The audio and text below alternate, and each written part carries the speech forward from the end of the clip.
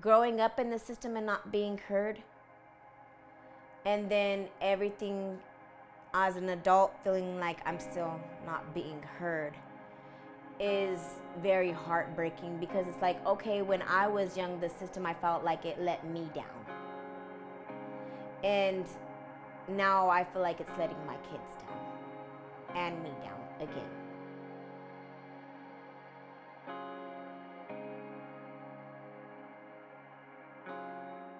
Everything started like a year ago, I want to say in 2021. In the home, it became from loving to household. It became where I was in fear that if I did not get out, I might not get out alive with my kids. You know, because of his PTSD, it all started off good, but then it went from good to verbal, to physical, to sexual.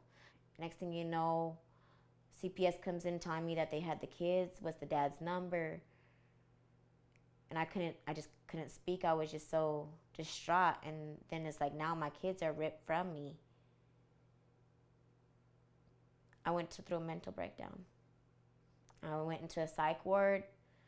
You know, they took him and said it was like basically like child abandonment. It wasn't my intention. Everybody makes mistakes. I tried telling people. Nobody seemed to listen. Just call it like a mental breakdown.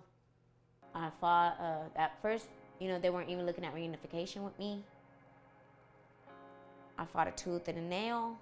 I did everything that CPS asked me to do. And everything that they asked me to do that wasn't even court ordered, I also did.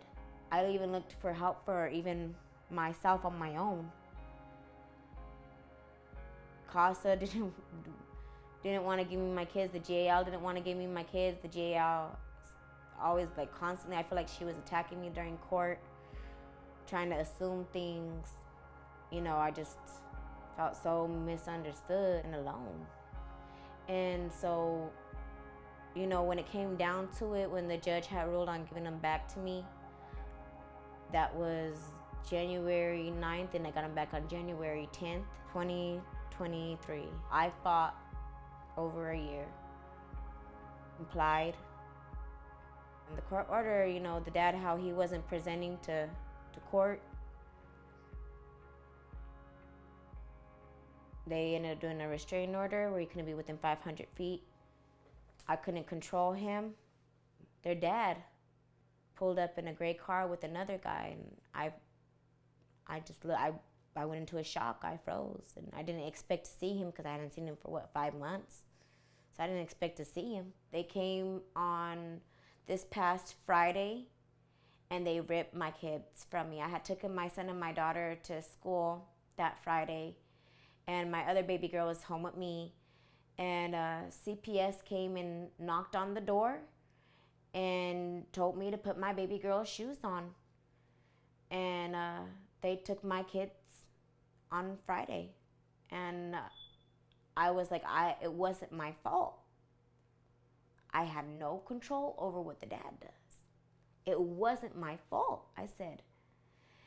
And they wouldn't listen.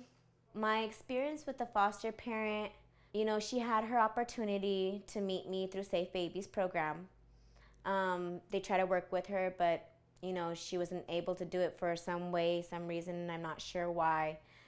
The first time I had met her was through Zoom in court, and where she testified against me. She was overly exaggerating on a lot of things. If I had the opportunity to talk to all foster parents and caregivers in the state of Texas, I would say, please do everything you can do to try to get to know the parent.